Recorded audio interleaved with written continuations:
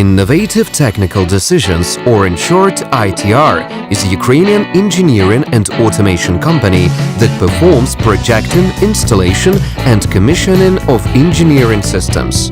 Shown in this video are 4 separate server rooms in data processing centers with automated ventilation free cooling systems that perform the cooling of the data center equipment when the outside air temperature is equal or below 18 degrees Celsius. That allows to switch on the electricity-consuming air conditioners when the free cooling systems are operating.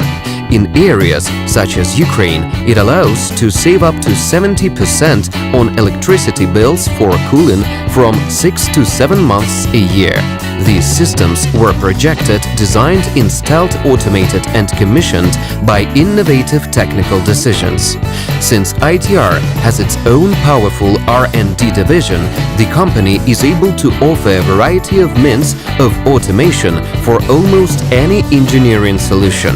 For budget-sensitive customers, it is possible to use automation gear made by ITR, and that would allow to save on branded hardware and keep the cost of the entire solution low.